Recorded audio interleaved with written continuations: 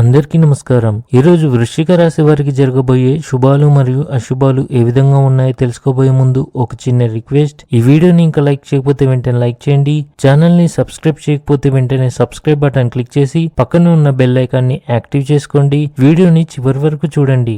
సాయంత్రం మీరు సామాజిక కార్యక్రమాలు నిర్వహిస్తారు. వీటి వల్ల సమాజంలో మీ ప్రాధాన్యత పెరుగుతుంది.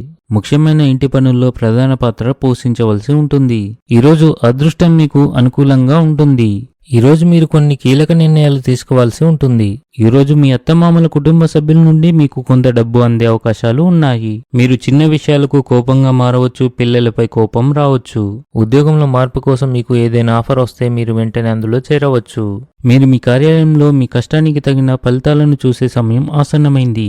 ఆఫీసులో గ్రూప్ ప్రాజెక్ట్స్ లో భాగస్వామ్యంగా పనిచేసే సహకారం పెరుగుతుంది. వ్యాపారంలో కూడా క్షీణత ఉంటుంది. అయితే కుటుంబంలో కొన్ని అసహ్యకరమైన సంఘటనలు కూడా జరగవచ్చు. దాని కారణంగా కుటుంబ వాతావరణం క్షీణిస్తుంది. ఆర్థిక మరియు వాణిజ్య విషయాల్లో అలసత్వం మరియు అజాగ్రత్తను నివారించండి. మీరు డబ్బు గురించి ఆందోళన పడుతుంటారు. స్త్రీ యొక్క చెడు దృష్టి వల్ల మీకు జరిగే పనులు ఆగిపోతాయి. వచ్చే డబ్బు ఆగిపోతుంది. మీ దినచర్య మరియు ఆహారపు అలవాట్లపై ప్రత్యేక శ్రద్ధ వహించండి. ఈ రాశి వారికి ఈరోజు ఆకస్మిక ధనలాభం కలిగే అవకాశాలు ఉన్నాయి.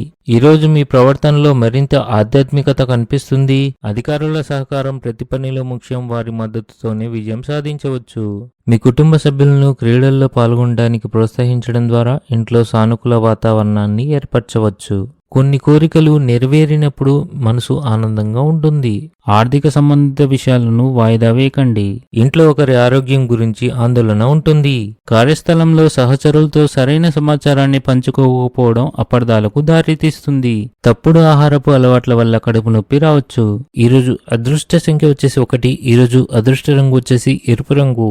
ఈ విధంగా ప్రతిరోజు మీ రాశి ఫలాలను తెలుసుకోవాలంటే ఈ వీడియోని లైక్ చేసి మీ మిత్రులందరికీ షేర్ చేయండి. ఛానల్ని తప్పకుండా సబ్స్క్రైబ్ చేయండి.